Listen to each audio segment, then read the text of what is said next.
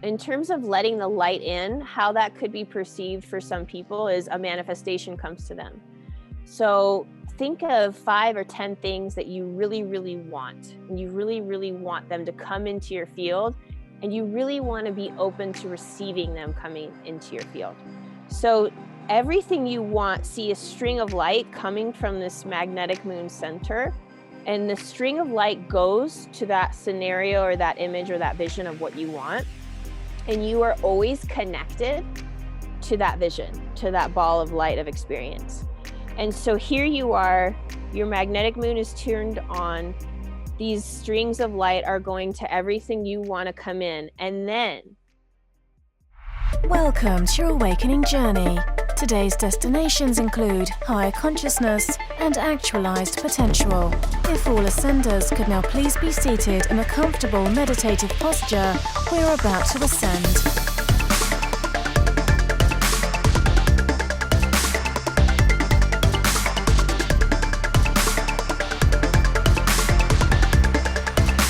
You are now arriving at your host, Bryan Henry. What is up, Ascenders? You're now listening to the Awaken podcast, a show in which we dive into some expansive, insightful conversations to assist you and the planetary collective consciousness in ascending to higher expressions of awareness, divine purpose, and infinite potential. My name is Bryan Henry. I'm the founder of Together We Ascend and the Ascend Academy over at togetherweascend.com and your host of the show. For those of you that are tuning back in as returning listeners, welcome back, family. And if this is your very first time checking out the show, well, I want to welcome you to the Ascending Journey. There is so much power that often remains dormant within us. And it's through committing to knowing this power and flexing our spiritual muscles that we bring it online.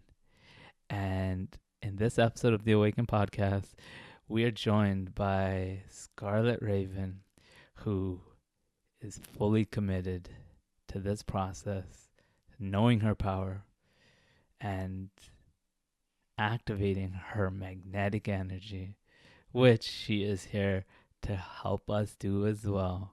There's a powerful magnetic energy within us that is able to bring to us that which we desire.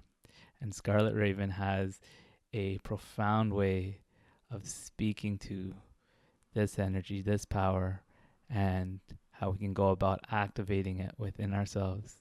So some powerful transmissions come through here, including a little bit of a visualization meditation that you would have heard in the pre-roll to this episode. Scarlet also shares with us some of her experience with both the seen and unseen realms of the multidimensional reality that we've been living in. Her experience with consciously creating from these higher vibrational states, receiving the insights and downloads that comes through that she's been channeling in the magic that she's been creating, some of which comes in the form of alchemical formulations that she offers and shares through her WhiteFox Medicinal brand. So needless to say, there's a lot of energy that comes through here, and I do believe that it'll support you in activating a lot of energy within yourself, specifically your magnetic energy. So if you're interested in hearing from a being that has a profound awareness around this power within us and how we can go about activating this within ourselves, well, why don't you stick on with us for this conversation that I had with Scarlet Ravin. But just before we jump into this conversation of the Awaken podcast, Ascenders, I kindly ask that you consider sharing this episode with 3 people that you care about. As we know, as each and every individual steps forward in becoming a greater expression of themselves, their gifts, and their purpose, this inherently serves the all, because we are in this thing together, and together we ascend.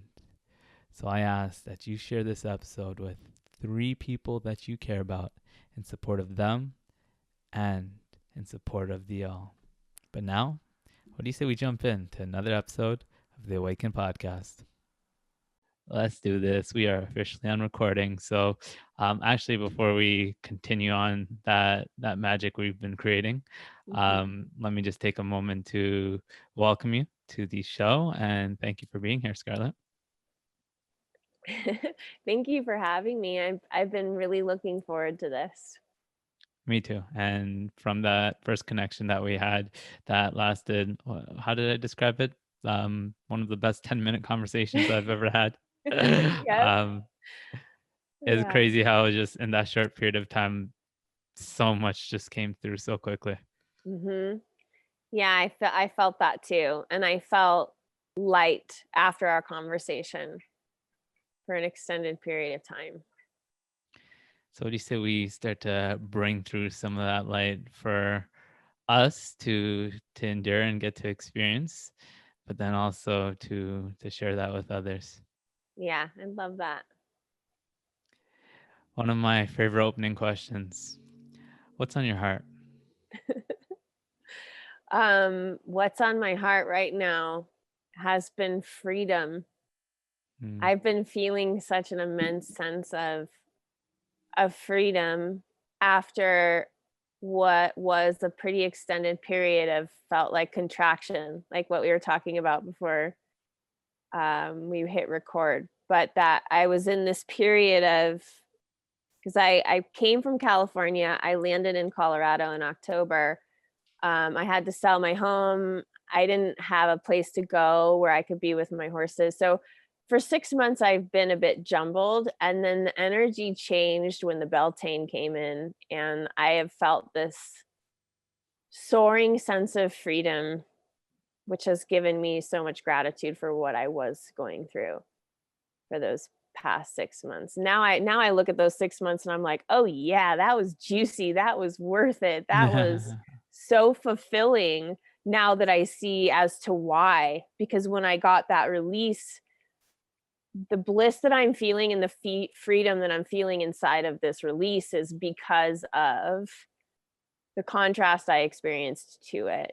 And so I'm able to go really deep into this freedom sensation. And without that contrast, would you say you wouldn't be able to have experienced that sense of freedom to the same degree?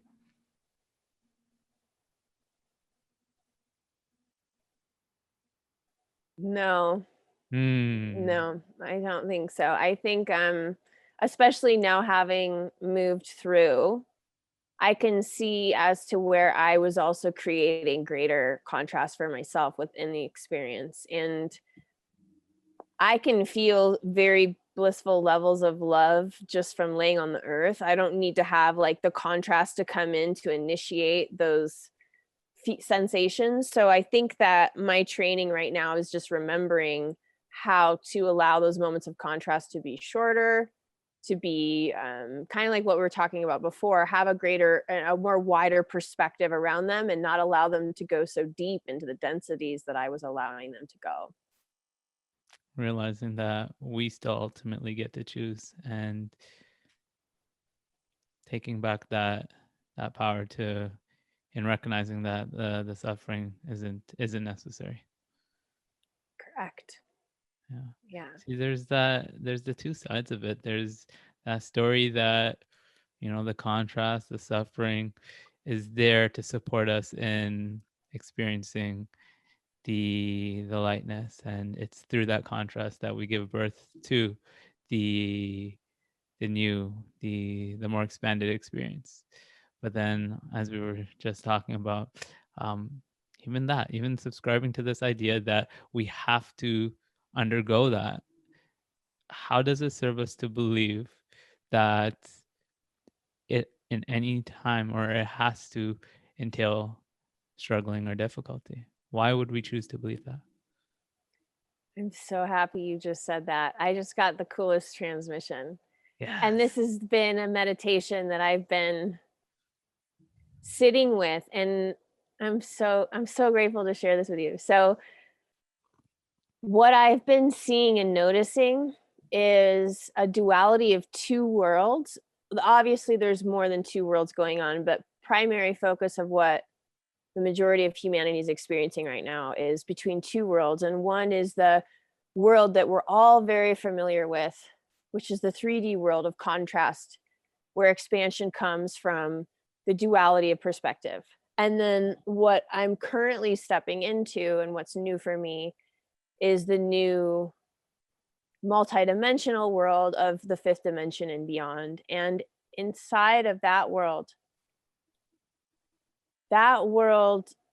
when you're like the question you're asking, we can't even like get onto a topic and put a box around a topic, because in the multidimensional reality of the 5D and beyond, it's experience, and it's the flow of bliss, and it's the flow of love, and it's having enough awareness for me to direct my attention so that my experience is just that, without the contrast initiating that. So what I'm experiencing within myself is that there's layers of me that are currently active and living and experiencing this fifth dimensional reality where it is flow and there is shaping light, and my bliss and love flow through me via my focus, and no contrast is needed for that expansion. The expansion is knowing that I'm the creator, and then my experience is shaping light, not the contrast of density and light, but actually taking the light and shaping it into a whole new world and allowing my immense powerful focus to do that. And that's what part of me is experiencing in this new multidimensional reality. And then I can feel this other layers of myself almost like sloughing off like a snake, but I'm still having some of them in my experience while I'm having this other greater understanding that expansion comes from contrast. And when I like meditate on it, it doesn't resonate anymore. There's a big part of me that's like, no, that doesn't resonate anymore. Yet I am in a transition to being fully enveloped in this new multidimensional reality. So I'm simultaneously having these two experiences. And then when we even get into like talking about the multidimensional world, the word contrast doesn't exist. That vibration doesn't even exist in this new multidimensional reality. So there's a part of my knowing that's also active that's saying like, no, I can wholeheartedly say we do not need suffering. We do not need contrast. We do not need these things. While I'm also experiencing some suffering and some contrast. And I think that that's me and my own unique experience of stepping into this multidimensional reality and seeing the more I have of myself in this reality that's active, the less that I'm seeing active in this three-dimensional state of contrast. And I'm watching myself kind of go through these layers of understanding that have more and more and more of my energy over time in this new reality. So you find yourself more consistently residing in that. I do. Yeah, and even in the contrast that I was in, which was immense, I had so many extended periods of blissful understanding inside of it that it was, it wasn't all suffering. So I know I'm able to carve out my own experience within anything. Now, in this higher way of being, I think you hit on it, but I want to hear you elaborate. What do you feel like invokes the expansion?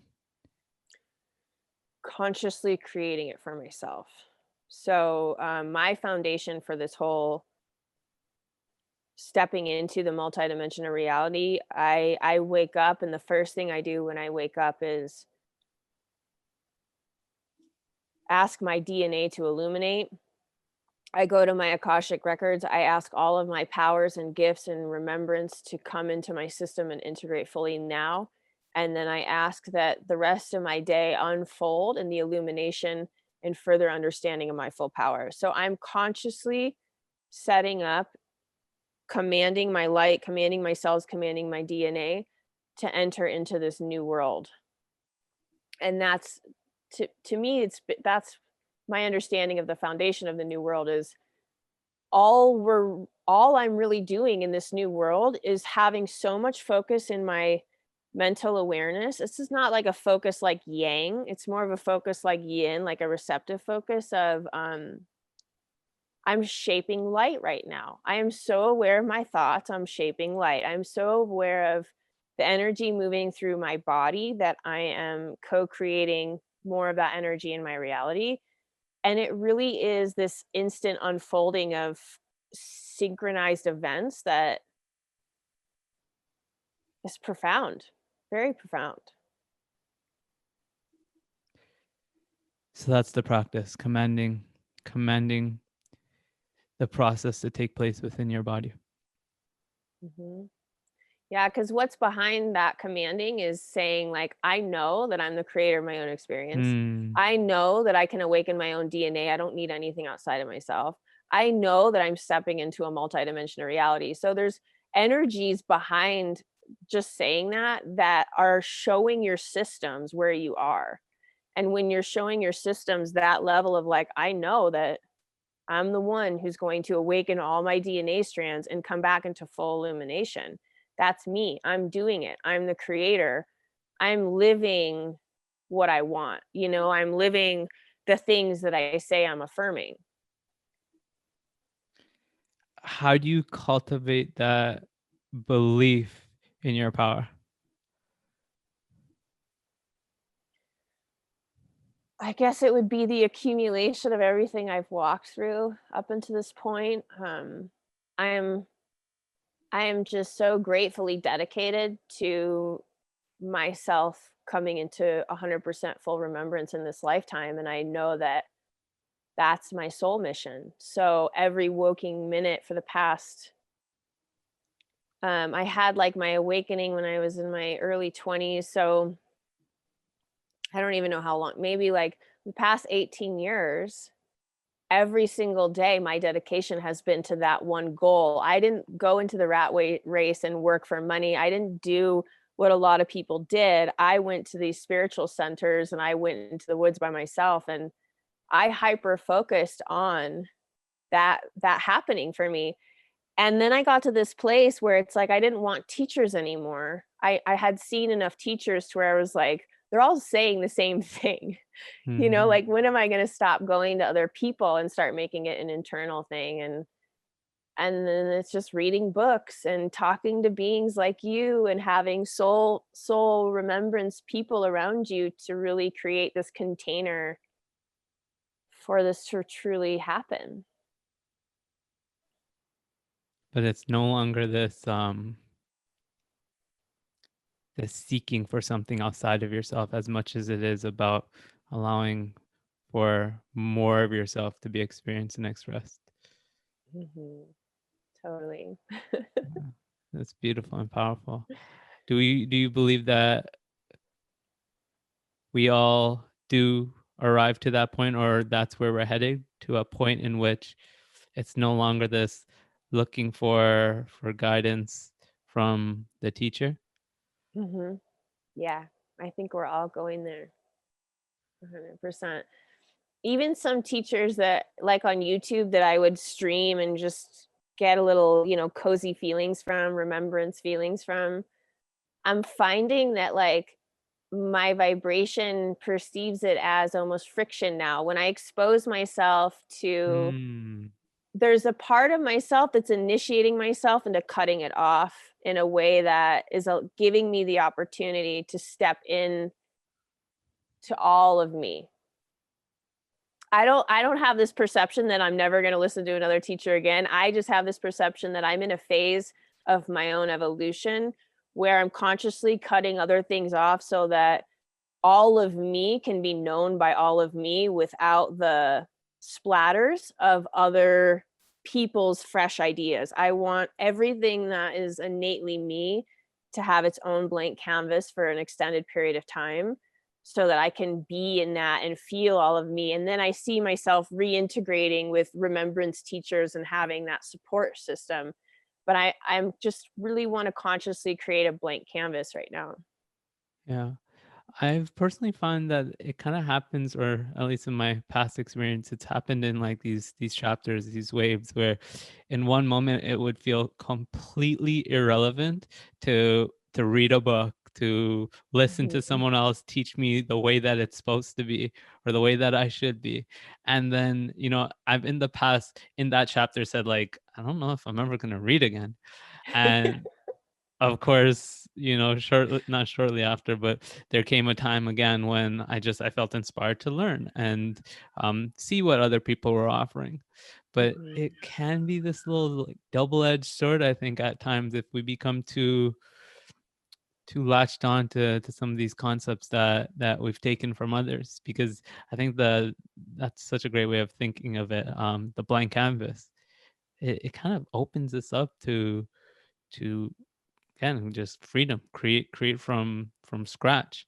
And as great as some of these ideas might sound, I've had instances where I have found that being kind of a little bit too latched onto them has kind of stripped me away from feeling like that fully sovereign free being. See what I'm getting at Totally. there? I totally feel all that. Yeah. Yeah, and you can think of like my whole process, and maybe even your whole process, has been the stripping of old beliefs that aren't really yours or mine, but societal or parental or environmental, what have you. And then as we strip those away, we feel more of our own power come through. And so for me, Mm-hmm. the blank canvas is that visualization of I have stripped away all of the external beliefs, thoughts, feelings, and impressions. And all that's left is me, my innate DNA consciousness, and this blank canvas of a universe. And what am I going to do with it?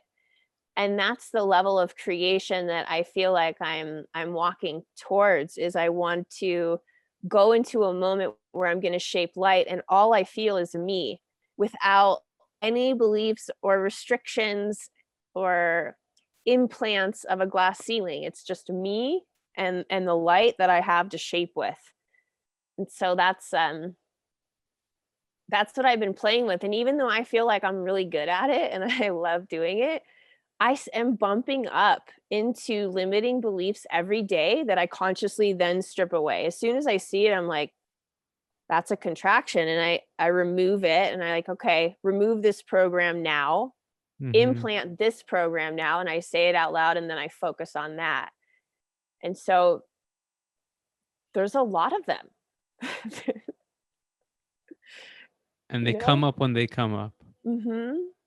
You don't have to go looking for them, but if they No. come up, you address it. Mhm. Mm.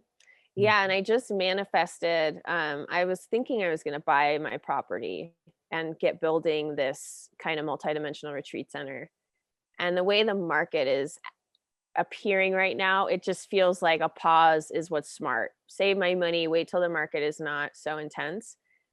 So I shifted my focus from buying to renting. And as soon as I did, like this gorgeous luxury horse ranch came on the market that was every single thing I had been fantasizing about. I saw it the next day. They gave it to me the day after that. And then, like, this whole energetic field of where everything I wanted was literally just being handed to me on a platter, and it was freedom. And when I looked at that, and I looked at this perceived struggle that I felt of like, why am I not finding the house? Why is this? Why is this? What, those questions, I realized that basically the universe always is going to know better. So if Mm. I can get into a place where I have my highest manifestation in mind, and then I can just be fully in the present moment of what's actually coming in. Because after I got like 3 doors closed about buying a house, that could have been a point in time where I said, okay, universe, what am I supposed to be doing here? I am going to fully let go of obsessing about buying a property. I'm just going to let it go, and I'm going to let you bring me the next level. And I think for me, I was obsessed with getting my land. And because I was so focused on that, I wasn't letting other things in. And that was a limiting belief that I had that said everything that I know that I want right now, I should have, because I'm the creator of my own universe. And that sounds like a very expansive belief pattern. But it was limiting for me. Mm. You know, so even dissecting the highest vibrational things, I just think any belief at all can be limiting in a certain moment in time. And so I guess my practice, which I don't fully understand yet, but what I'm walking into is like, what does this blank canvas of no beliefs even feel like as a human experience? What does that even feel like? And start to command my cells to help me remember that. So that's what you're practicing, being that blank canvas. Mm-hmm. And would you say that coincides this allowing the universe to give to you? Yeah, I think what it correlates with in terms of like light language is I'm allowing everything in my systems, all my bodies, to be 100% fully present and fully open now. And then whatever Can you is say that about one to, more time? yeah, I need to feel that one more time because you you got chill. command. I got chills. Yeah. Yeah, it would be the command that all of my bodies, all of my cells, my innate, my consciousness, my light, everything, I command it to be fully present and fully open now.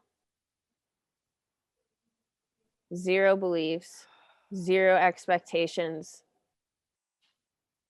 zero projections, just the experience of every part of me being fully present in this miraculous moment now. Are you feeling all those tingles? And then it allows you to face and be the mirrored receptacle of universal source in its purity. Right? Because you're fully arriving into all that is with all that you are. And then all that is left is this dance of divinity without anything else present.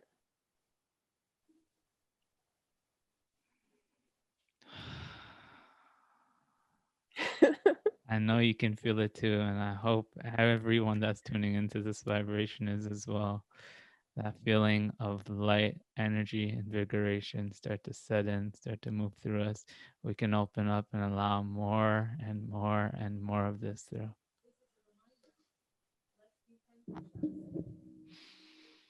Yeah, Just I feel gonna like I'm soak in in that for a moment, and a light bath. thank you for guiding us into this remembrance, this opening up. Mm-hmm. I do believe that's ultimately the greatest thing that we can do for another. I agree with that.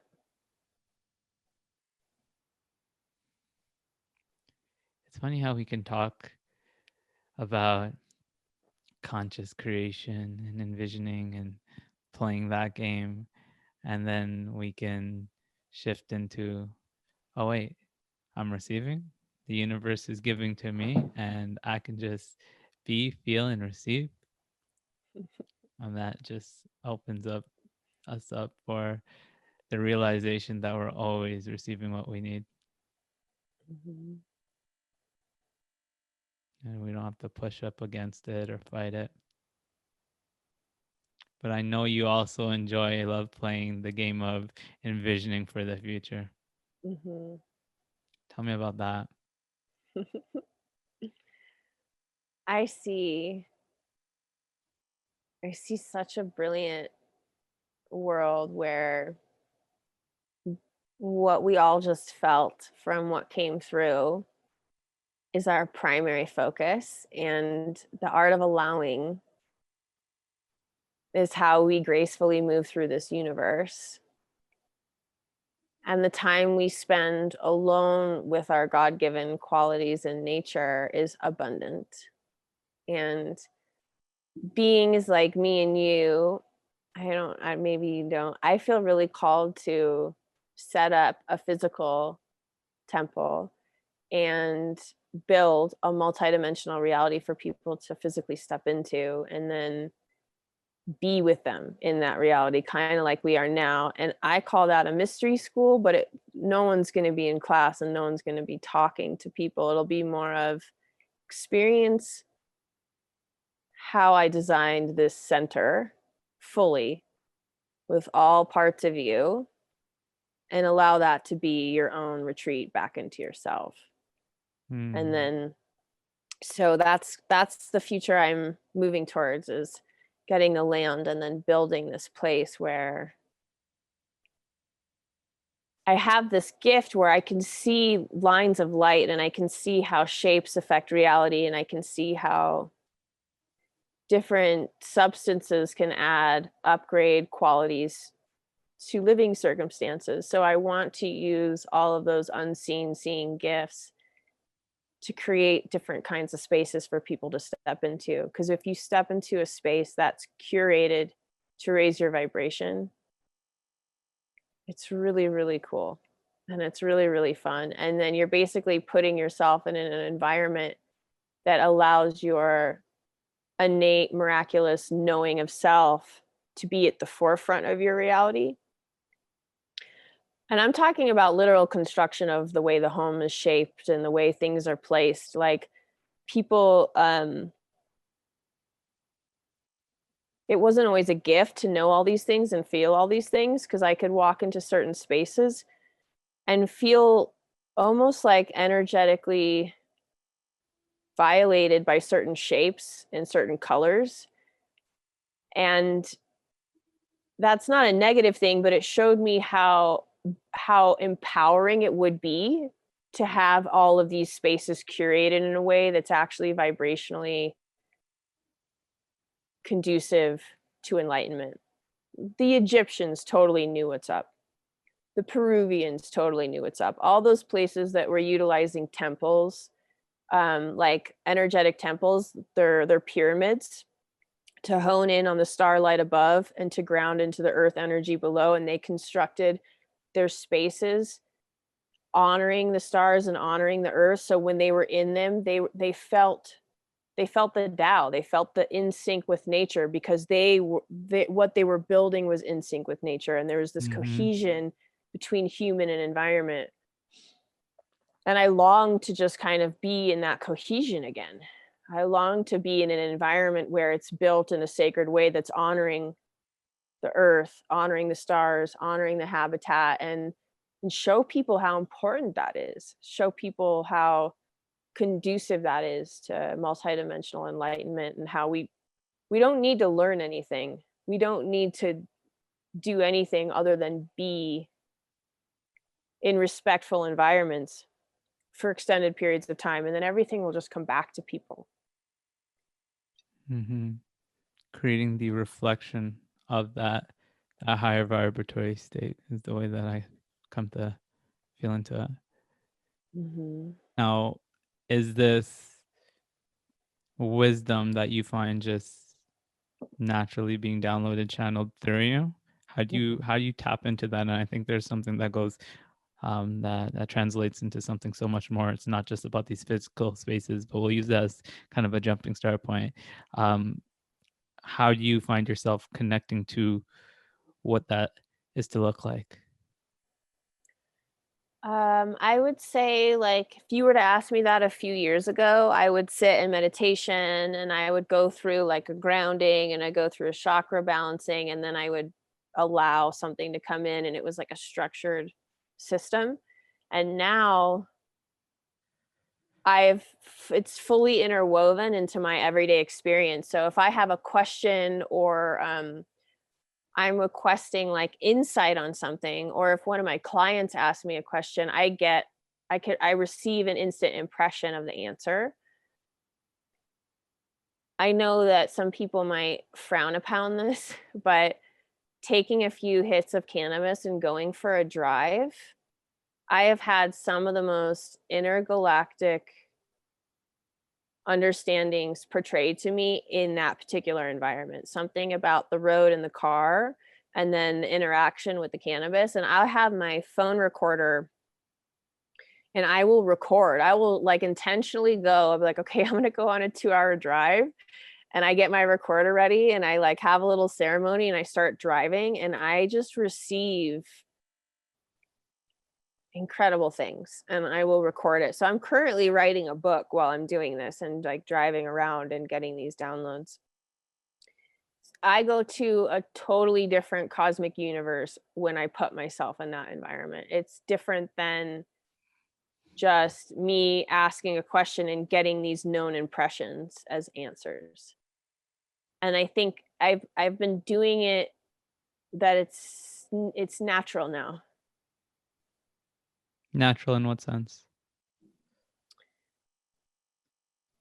Like if I want to access impressions or downloads, I call them forth. It's not something separate from myself. It's like inside of my electrical systems is every answer I could want. And when I just say, okay, how can I look at this in a way that would bring me a higher vibrational experience? And then I get the impression immediately. And it'll show me how source would see the situation instead of how I am seeing the situation currently. Does that make sense? I think so, but we're going to keep going. Okay. Quick question. Do you use the terms impressions and downloads interchangeably? Are those two the same thing? Kind of, but slightly different. So an impression for me is all of a sudden it'll be like a 2-hour vision that I'll just know immediately, and I can talk about it and have an understanding of it. A download, I guess I refer to downloads. Downloads to me take more time. They have more integration required. Impressions feel more immediate, but they kind of have the same vibe. Okay. And that's more of a personal thing, I guess, in terms of like how you differentiate those two. I've Totally. never heard someone use the term impression. I like that. How do you could you describe the experience of receiving those Yeah. impressions and downloads? Yeah, like the one when I started speaking and we were talking about we brought in that light and we were having that experience earlier on in our interview. That was a transmission. So that was energy of light transmitting through me to be shared. I forget what your question was. Just describe the experience of that receptivity, receiving that. Uh-huh.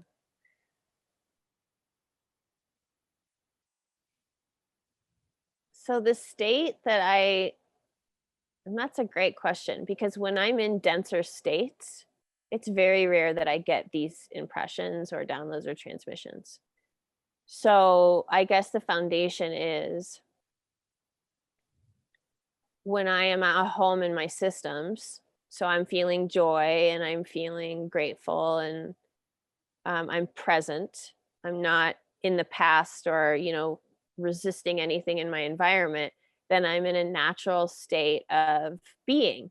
And when I'm in a natural state of being, then my receptors are fully open and available for these types of impressions or downloads or transmissions. And I do not think it's rare. It's not that it's never happened. I've had like God moments where I'm at my lowest low of a vibration and I'll have a vision that'll help me come out of it. But every moment to moment receptivity isn't available when I'm in a lower vibrational state. Mm-hmm. Yeah. So it starts with that foundation of being in a high vibratory state. Mm-hmm. Definitely see that being the case. Now, this is still something you'll go into with intention, right? As in, if there's a piece of insight or clarity as that you're aiming to come to, you will consciously go into, I'm going to open myself up to receiving this. Is that Mm-hmm. correct? I actually don't have that moment of I'm going to consciously open up to receiving it. It's like then I receive it. So I don't feel like I experience a moment of choice in each situation because I've already overall chosen to be receptive. So I think that's part of my morning intention of bringing in more light. I'm already created this capsule of I'm bringing in more light. So if this is going to resonate with that daily intention, then I'm already going to intake it. You're always receiving. Yeah. And you are just residing in that intention of always being receptive. That's so powerful, because we're skipping the step of feeling like you're missing something, that there's something you don't yet know. I'm always open to receiving the insight that I need to take that next step forward. And that's a state that you cultivate. And again, you would say that the foundation for that is just high vibratory, and you still, it seems, set an intention. Is there time for that? As in, like you mentioned, your morning routine. Yeah, I feel like it's important for me to have structure around consciously creating. So I wake up and I go into the practice of that state and reminding myself I am always consciously creating. So I am consciously creating this. And I start my day with that type of interaction with myself. And it kind of leaves a note of knowing, that that's the state that I'm in.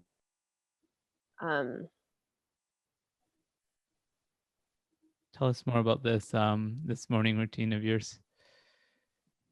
So it's a super powerful container. And when I started doing it, it changed my entire life in a day. And I can change very quickly anyway, but I was extremely impressed with the amount of light that did start coming in. And I mean, the stuff that this light is teaching me, it goes so far beyond.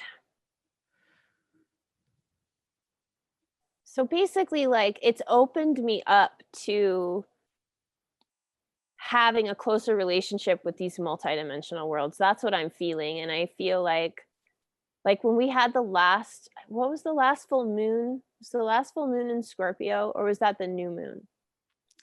I'm the last person to ask anything astrology related. I can't remember. Anyway, it was either the new moon or the full moon. And I just got this impression, and the light was like, go take a bath and go interact with the moon. So I'm like, oh, okay. And what I mean, that impression, it's like for some people, because everyone is receiving these, no matter what you call them, everyone is receiving them all the time. Whether you're receiving them or not, meaning you're understanding that you're receiving them so you can experience them, is a different story. So I was getting that idea or whatever from the light, and I went to go take a bath.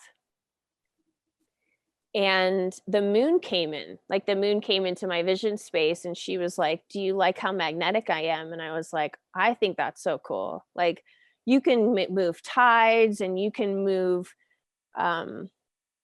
systems inside of the women and the men, and you can pull out different energies from different people. I was like, you're extremely powerful. She was like, would you like to activate your magnetic power in mirrored reflection of my magnetic power? And my whole body, and I hadn't even gotten the water yet, and the water was filling, and I had my potions and stuff in the water. And I was like, yeah. So she was like, okay, get in the water. And I get in the water, and she said to say a command. I don't know if this is going to be the command word for word, but it was something to the extent of, I activate my God-given magnetic moon power within my systems now. And as I said that, my body went into, I don't know if this hasn't happened to me very much, maybe a handful of times, but my body went into moving itself. And like, I relaxed into the experience and just let my systems move and contort inside the water. And I was watching in my mind's eye how the light was filling out these different parts of my system. And the way I was moving was kind of allowing more light to come into these different places. And then once the movement stopped, which was like 10 minutes, I went into this kind of relaxing integration space where I was just like super gooey in the water and relaxing. And when I got out, literally my entire reality had changed in a day.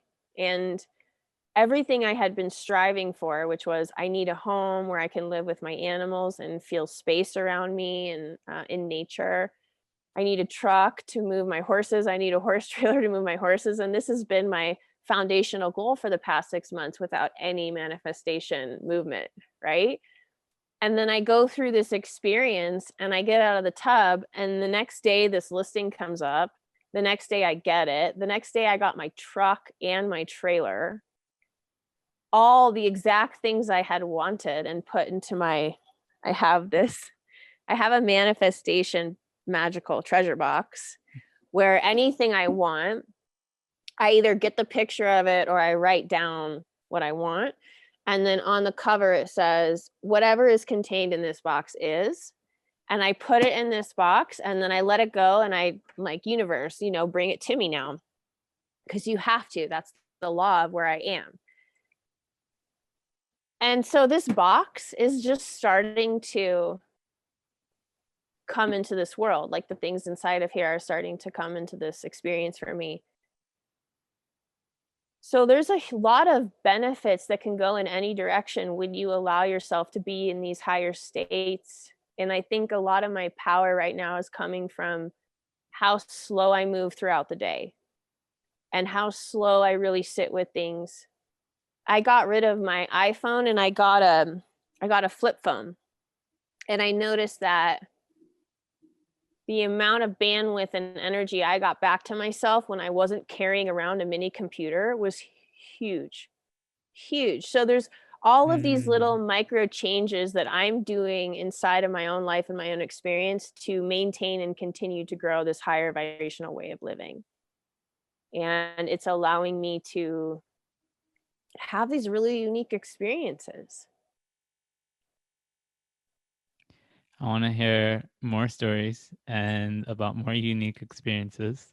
But I know a lot of people are going to be tapped into this and asking the question, how do I activate this magic? And I think a lot of what we've already spoken to speaks to coming into that receptive state. But does anything else come through with regards to living in that, residing in that state of receptivity? Yeah, I would say to everyone, give yourself like 30 days, commit to 30 days where you don't take in anyone else's wisdom or information, and you are consciously talking to yourself about what you want, what answers do you want, what psychic gifts do you want, what do you want from yourself, and allow yourself the time and space to reconnect to that part of yourself that's going to give you all those answers.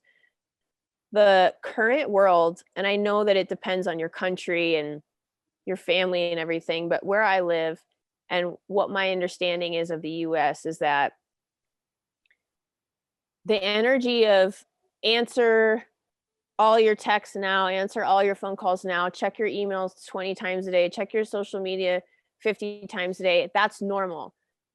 That's not healthy for your soul. That pace is not healthy for your soul. Being around an electromagnetic field controlled by that device constantly is not healthy for your electromagnetic field, which is your nervous system. And so there's all these different things that in your environment that you might be using a lot of energy to navigate. And if you just remove it from the environment, you will have so much more bandwidth and energy to utilize for these higher vibrational states. And so, give yourself that 30 days to do self-discovery. And every time you're like, wait, why did I have this experience? Wait, I should ask that person. Realize that you can pause, close your eyes, sit down, and you can ask yourself. And anytime you ask yourself a question, you will get that answer. You might get it immediately. You might get it by the end of the day. It might come as an aha moment. All of a sudden, I have this idea. I know how to answer it myself. But that's a muscle that we all have to relearn how to flex, because our environment was set up to take that away from us. And it's up to us to take our responsibility for our own energetic well-being and take that power back for ourselves, which means we have to create the moment in time to do that. Beautiful. Absolutely beautiful. The way that's setting in for me is limit the distractions, because that's what these Mhm. things ultimately are. And that's not to say, don't enjoy them if you are in fact finding enjoyment from it, but how much of this is taking place unconsciously? And the more we siphon off, and that's ultimately what we're doing. And I don't think people yet realize, or I don't think many yet realize, how disruptive that is to their state and the way that they're channeling their energy. The more we're giving attention towards things that are anything less than what we ultimately want, the less energy we are driving towards the things that we ultimately want. Mhm. 100%.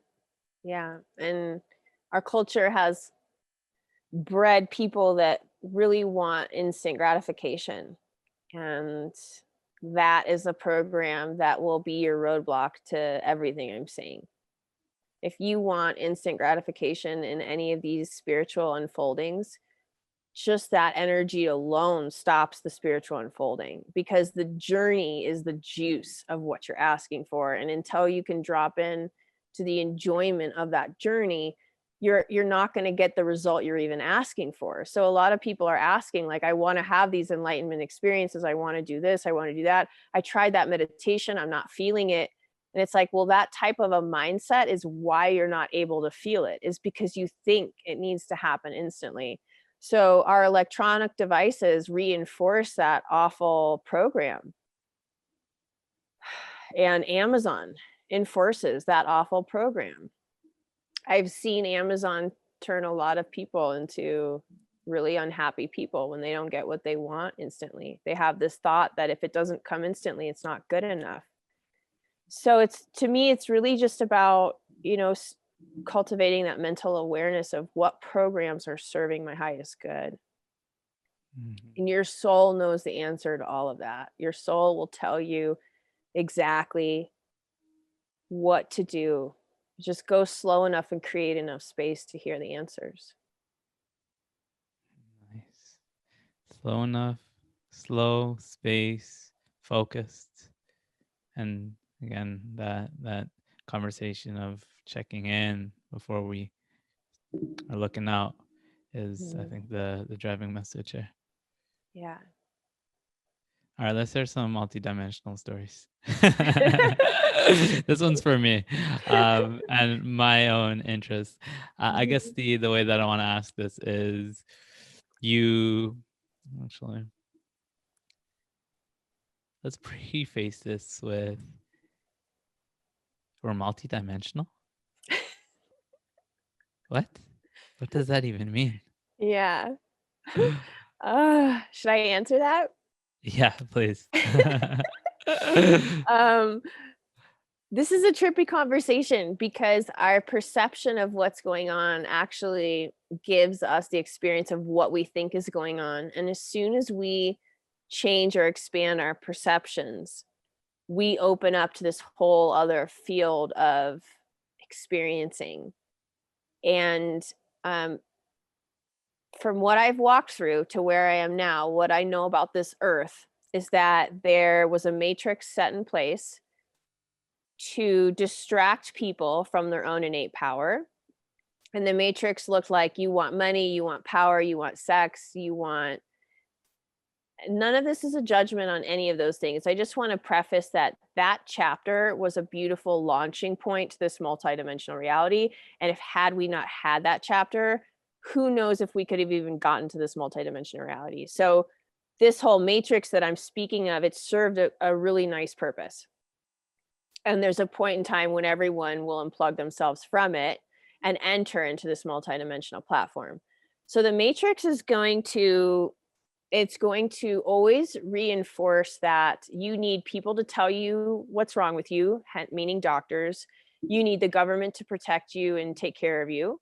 You need to watch the news to know how to think, and that's all programming. Everything we're talking about is beliefs and programming. So all of those programs basically have you pivoted where you're looking outward to external systems to care for you, and you're interacting with yourself in that way. I call that the matrix. because it's a lie to what our soul's essence truly is. But then again, that goes from the three-dimensional contrasting experience to expand consciousness to now our jumping off point into this new multidimensional reality where we're no longer experiencing that contrast. So the contrast foundation for me was this matrix that was standing next to the true essence of our soul, saying, yeah, but you already have all the answers inside of you.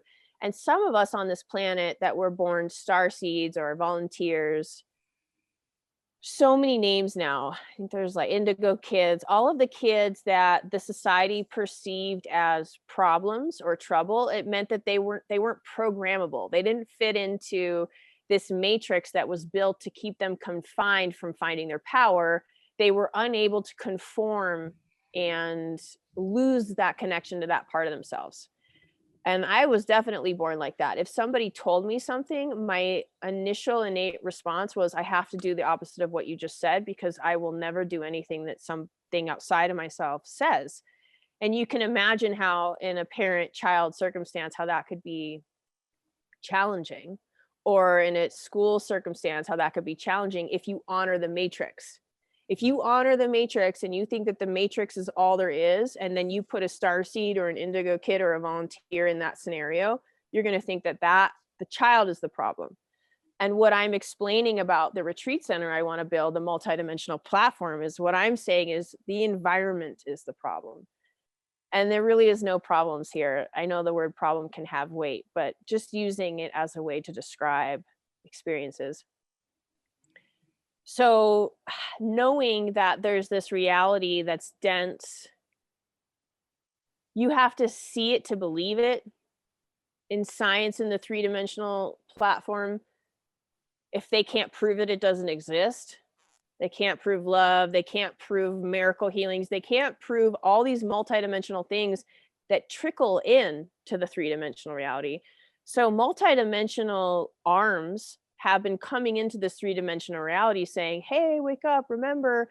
And they'll come in the form of a miracle healing, or they'll come in a form of a synchronistic event that just makes everyone burst into tears and fall to their knees, like a beautiful scenario of sorts between humans. And in those moments, what's happening is that the soul inside of that human is in perfect alignment with the source of all that is. And so that presence energy can flow through and create this multidimensional circumstance. And I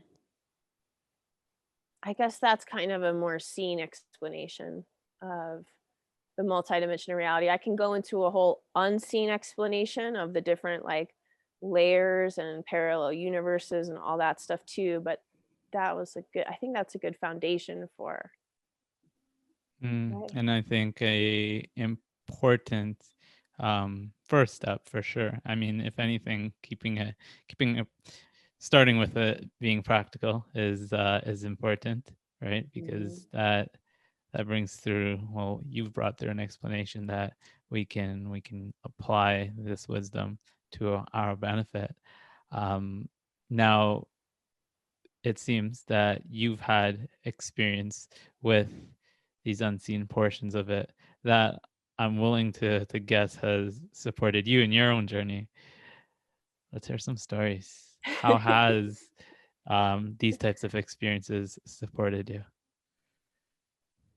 A lot of them originally, when I unplugged from the matrix, felt like initiations back to self in a way where I would go through. So one example is I got this new baby horse, and she's very sweet and very calm. And so I felt very relaxed around her. And I sat down in front of her and I was kind of just brushing her chest because she had mud and stuff on her.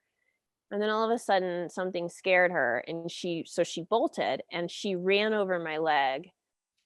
She's a baby, but she's still like 500 pounds. So I had this moment where I was like, okay, this is bad. Like, this is hospital bad. And if I go that pathway, I'm saying that there's something outside of myself that is greater than what's inside of me.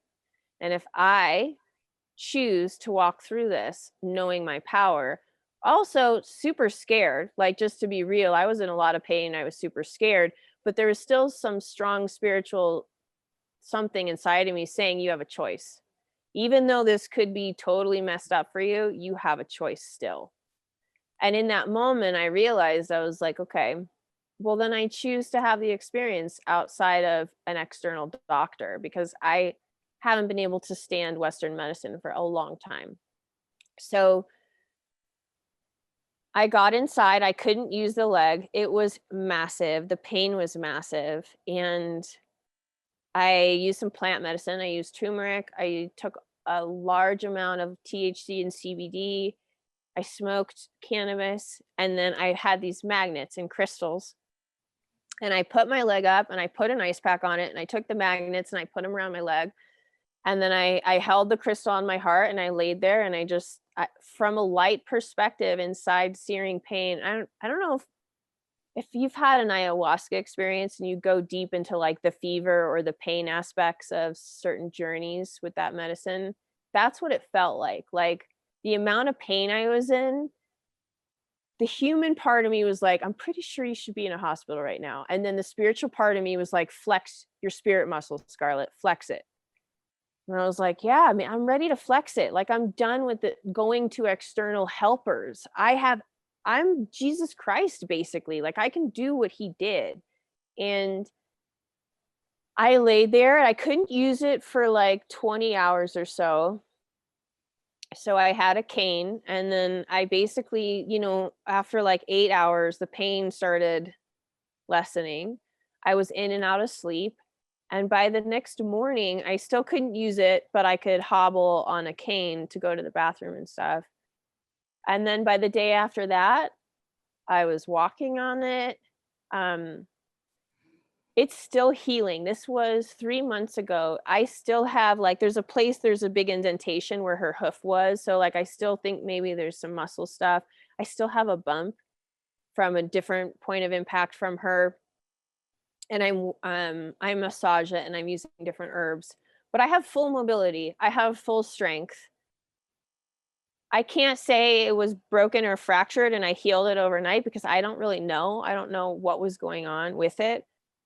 But it was an extremely soul empowering experience to know that if we just give ourselves a few moments of time to go into that powerful part, we'll be able to walk through it in a way that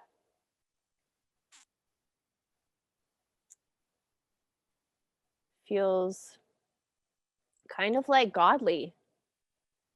Kind of, or that's It's like, exactly it's what it is.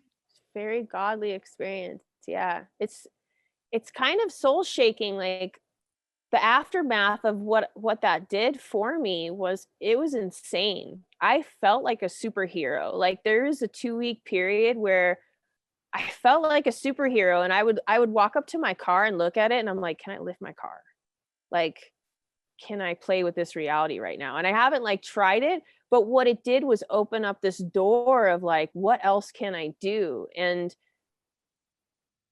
I like to refer to all of this stuff as a muscle. These are spiritual muscles that a lot of us have allowed lay dormant because we haven't awakened to them. And the more that we start playing and flexing this spiritual muscle via the law of the universe, the more of these ideas and these experiences start coming in. So that was like a really big initiation into kind of me healing myself. And now that I have this impression that I'm like a superhero, that hasn't left me. I go into situations now with this power that came through that experience. And it took giving yourself the space to experience that with a little bit of faith, a little bit of flexing to cultivate that. I think that's so key what you're tapping into, because it's, we speak to the power of belief and faith. Well, I think there's a momentum that gets cultivated with this, and you have to be willing to practice that even in experiences that may feel challenging to do so, like the one that you're in order to really start to experience and tap into that power. Yeah, 100%. That's an epic story. You're a Yeah. superhero. I am a superhero. You're a superhero too. Tell them all. Let them all hear it. Mm-hmm. You're all superheroes. Mm-hmm. We all have access to this power. Mm-hmm. Or are we giving ourselves the opportunity to experience it? Yeah. Yeah. Let it in. If I could see anything to everybody, it would be receive it, let it in, allow it to come in. Every time I look at people, not every time, a large amount of the time when I'm looking at people energetically, you can see like all this light coming into their field, and you can see all of this goodness and universal support all around them, and then they're having this mental decision of not allowing it in, and it just hovers around their field. And then as soon as they make a decision to let a little will shoot in here, but you literally can just take the whole armor off and just let it all in. Would you, for me, that feels like, or at least right now, it feels most relevant to say that that's a visceral experience. 100% visceral experience. Perhaps I should use another word in case that's not quite clear. I'm glad that I'm not surprised that you resonate and know where I'm coming from. It's in the body. Mm-hmm. Feeling it, feeling that energy move us. Be felt within us. Yeah, I made up a meditation people can do to feel it. I can share As it. in a live meditation or a... It's kind of like a visualization I can share that people can practice on their own as a meditation. So, okay, please. So it's not so much of a guided one as much as it is sharing how you'd go about it. Mm-hmm. Yeah, Please. because everyone will want to set it up a little different. But basically, this kind of happened after my moon experience. And I saw the moon magnetism localize in my stomach. And so now when I look at my solar plexus chakra, it feels like this moon. And I know a lot of people picture that center as the sun, but for me, mine is my magnetic moon. So I have this moon here in my solar plexus. And then in terms of letting the light in, how that could be perceived for some people is a manifestation comes to them. So think of 5 or 10 things that you really, really want, and you really, really want them to come into your field, and you really want to be open to receiving them coming into your field. So everything you want, see a string of light coming from this magnetic moon center, and the string of light goes to that scenario or that image or that vision of what you want. And you are always connected to that vision, to that ball of light of experience. And so here you are, your magnetic moon is turned on. These strings of light are going to everything you want to come in. And then you put yourself on the edge of a beach, and the water, as the ocean water, you know how it comes up to you and then it flows out. So every time this ocean water is gently coming up to you, that's the light energy of source washing everything you want right into your experience. And as you practice this, like, have awareness that your heart is open, have awareness that you've breathed into your body, and maybe you've rolled your shoulders back, but you have a sense of openness into your system. What you're doing on a multidimensional level is so powerful through that visualization through your human body. It's basically showing and telling and commanding everything that you want. I am open to receiving this now. Watch me receive the water wash over me. That water is resonating with what you want. So a lot of people, when they think of what they want and they want it really bad, the fear of not having it is so strong that could be the armor that's blocking them from receiving it. So what the water does is it allows you to have what you want, and maybe it's something you want really strongly. It allows it to have it in more of a soft focus. And then you can program the water of the ocean. Say, I want this water of the ocean that's washing towards me to wash in what I want into my my human experience now. And then let it go and just sit there and feel the ocean waves wash into you. And then you don't even have to focus on what it is you want or what you don't want. But what you are doing is you're energetically opening up your systems to receiving more energy. That's so beautiful. That's so powerful. That playing this with this in the mind's eye can have a powerful effect, I find. Mhm. And the framing it as that magnetic effect where it's coming to you. It's your power. I really like that. It's your power bringing it in, but it doesn't require your efforting. You're going after it as much as it is about feeling into that power and allowing for it to bring it to you. Yeah. Maybe this is a part of moving from the Piscean age where the solar plexus chakra was more sun-like into the Aquarian age, and now the solar plexus chakra will start showing up as a moon. Maybe all of the visualizations of the chakra drawings are going to start to change, because the moon to me feels more resonant to the feminine era that we're stepping into, of receiving, not doing and goaling and striving, but gently being and receiving and allowing our experience to be that. You heard it here first. Coined. Yeah. I like it. I like it.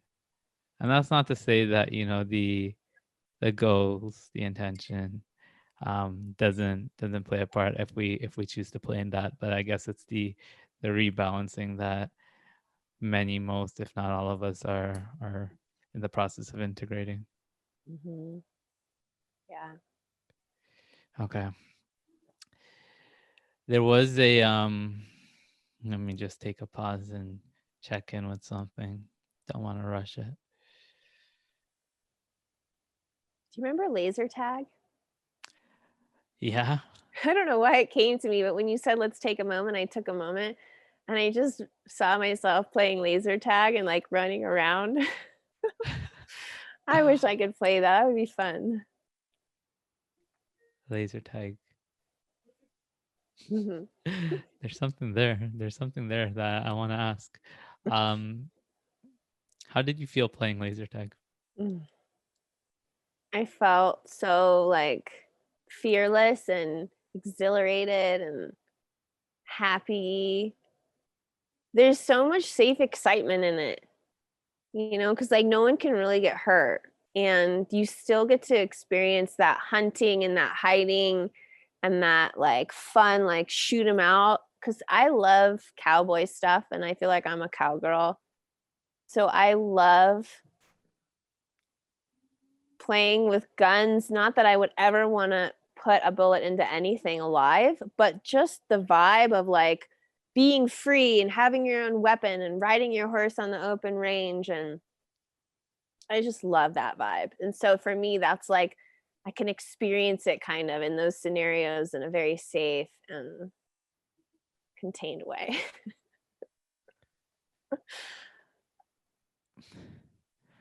There's a lot there.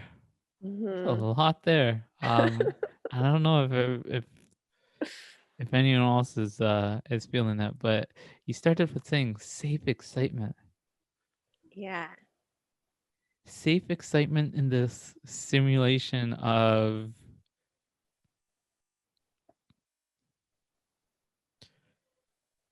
there being this challenge, this competition. This competition's a little bit of a iffy word too because of the connotation, but safe excitement within this environment where it can feel like there's havoc, but you still know at all times that you're safe and those lasers aren't going to hurt you. Mm-hmm. Yeah. Yeah, it's kind of like a projected simulation of what we're actually doing here as souls on the planet. Because from a soul perspective, like me and you, part of our consciousness is standing out of our body like, this is hilarious. Like they think that that is real and they think that this world is like, but the real, what we consider real and relate to real as a human is the essence of soul. And that is just what we just talked about, I guess. It can never be harmed. It can never be unsafe. It can never not be having fun. It's always, even if this human body stops living, nothing will ever be harmed inside of my soul, ever, no matter what. There's an innate safety to this earth that I think maybe would be good for me to practice, knowing experientially in the Mm-hmm. body, Mm-hmm. viscerally. I think that's just about another way of conceptualizing exactly what we're integrating, feeling safe within the body. Yeah. Because Yeah. with that comes this letting go of attention and that of tension, and that is exactly what this whole conversation's been about. Yeah. We can only hope to say something that gets someone to open up energetically, but that doesn't happen up there. Mm-hmm. So let's breathe in that light one more time.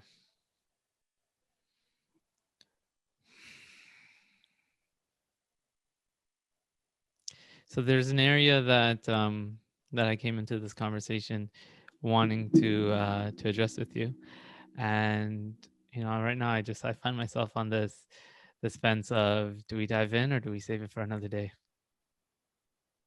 Because it's one that I feel like there's quite a bit of conversation that can be had about it. I'm going to put it in the field so you know where I'm going with this, but there's still a part of me that feels like it might be for another day. Herbal alchemy. Yeah. I knew it. Well, I think it could be a great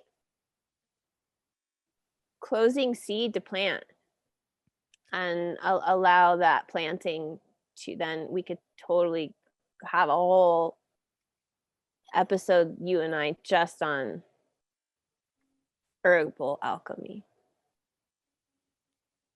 Plant the seed. Yeah. I mean, to me, the nautilus, No, what is that? And I might be using that word. What I think the nautilus is, and hopefully I'm in alignment with the rest of the world, but it's that shell, Fibonacci spiral shell that has, it's like a snail would live in it, but they show the nautilus as the sacred geometrical spiral that goes into the center. So I always just call that the nautilus. But sometimes I make up words and then I attach them to things and it's like, no, that's not that word. So it might not be that word, but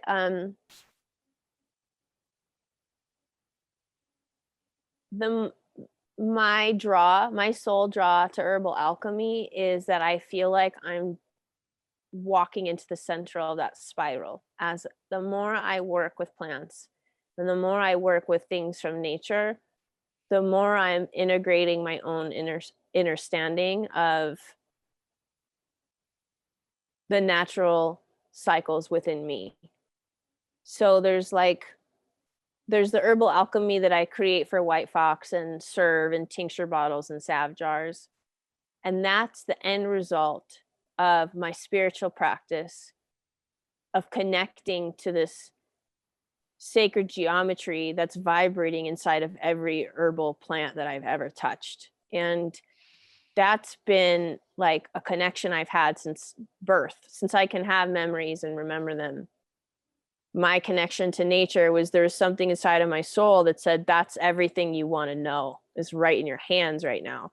And it would be this like intergalactic sacred geometry, multidimensional heartbeat of a message contained inside a pile of lavender flowers.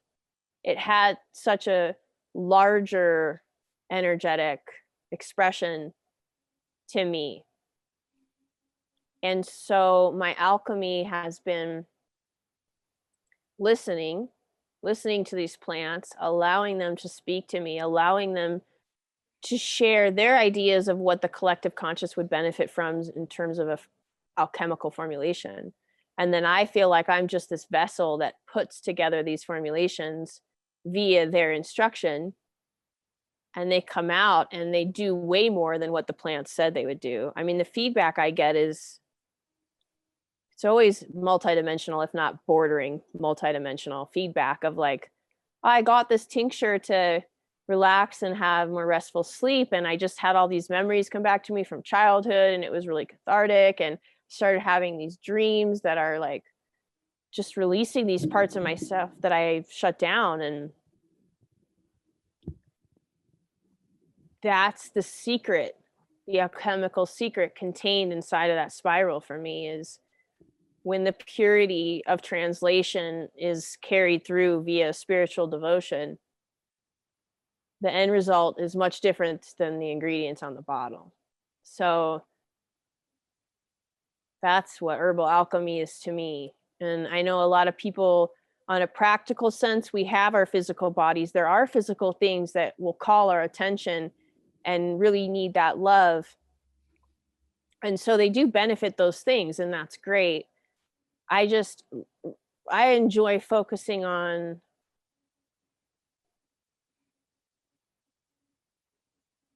it's like you can't even put it into words. It's almost like every star in the universe is contained in one leaf of peppermint. And if people only knew that, I feel like this passion, like if people could only understand that everything, and it's just, I'm talking about myself too, right? Everything that's in me is in every star in the galaxy too. This just happens to be an external manifestation that I can relate to and have this experience with, and then share with people.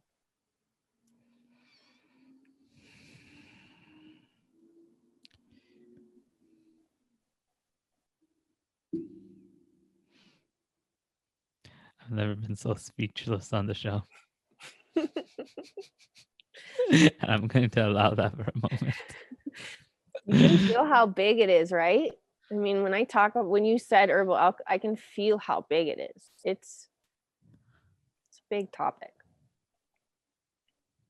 Yeah, I'm thinking another episode.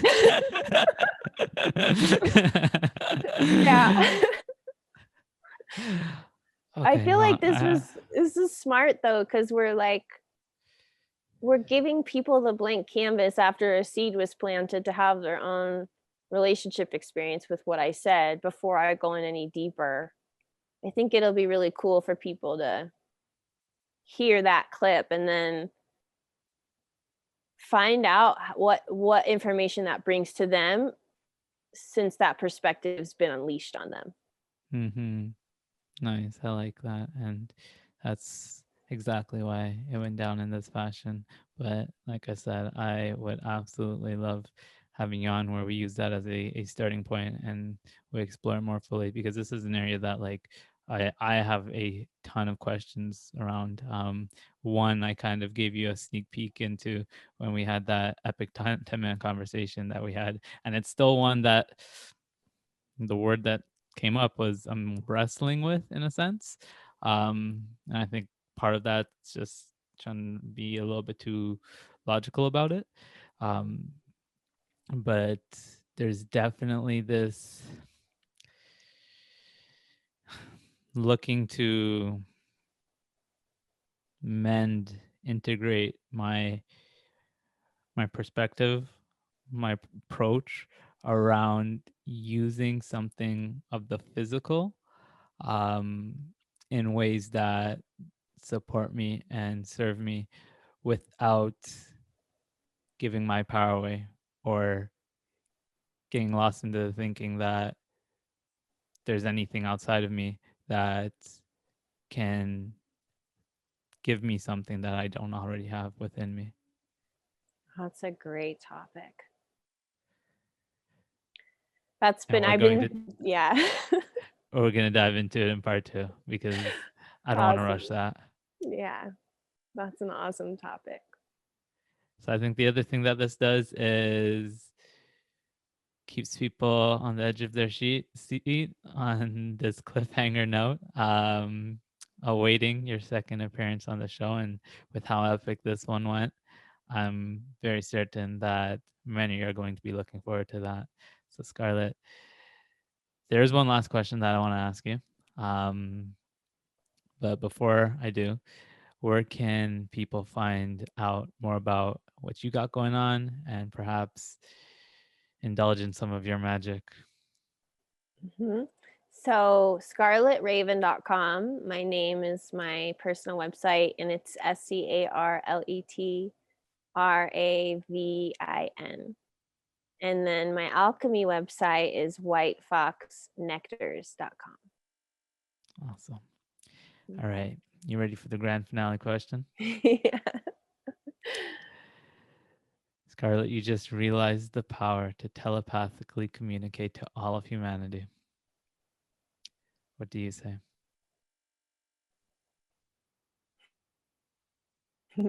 I wouldn't say anything. I would laugh. I think I would giggle and I would laugh and I would transmute the vibration of joy.